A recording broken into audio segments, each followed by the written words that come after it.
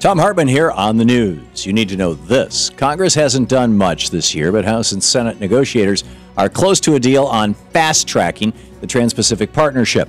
The TPP is a massive trade agreement among the U.S. and a dozen Pacific nations that poses a major threat to our jobs, our economy, and our national sovereignty.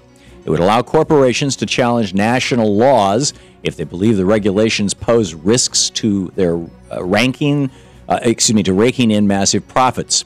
And congressional aides say that as early as next week, Congress could advance legislation to give up their own power to make changes to this monster deal, so that a vote could take place early next year. If that vote is approved, Congress would only get an up or down vote on the final TPP agreement, which is being pushed by multinational corporations and opposed by unions, workers, and other groups in several nations. The biggest issue these groups have with the Trans-Pacific Partnership is that it's been negotiated in secret.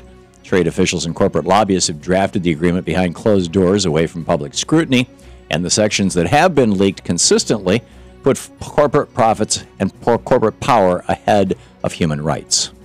Corporate lobbyists should not be given the power to negotiate any legislation in our nation, let alone huge free trade agreements that ship more jobs overseas and give corporations power over our national sovereignty.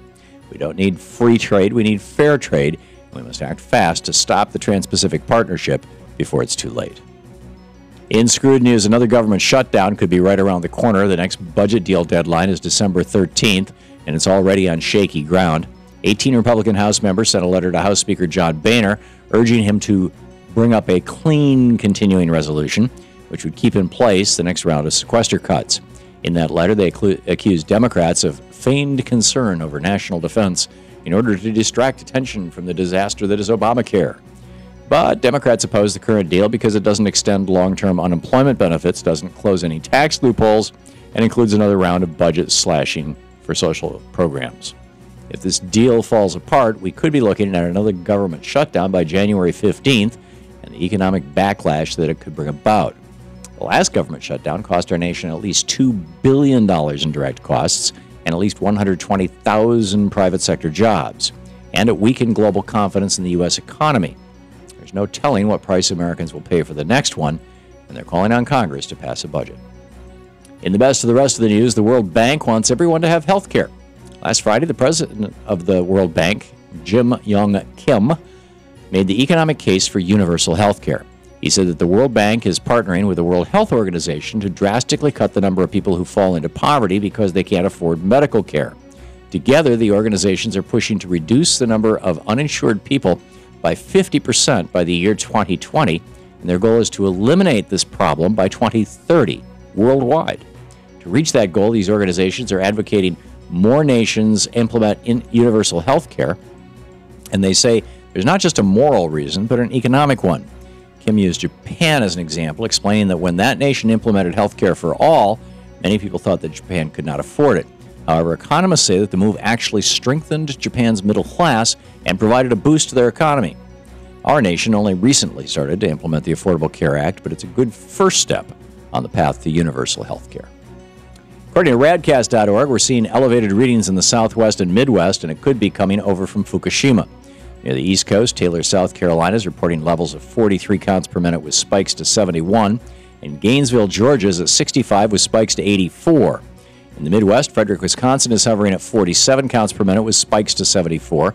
And Colorado Springs is way up around 63 with spikes all the way to 92. In the Southwest, Chandler, Arizona is averaging 44 counts per minute with spikes to 63. And Borger, Texas is at 38 but with spikes to 56 counts per minute.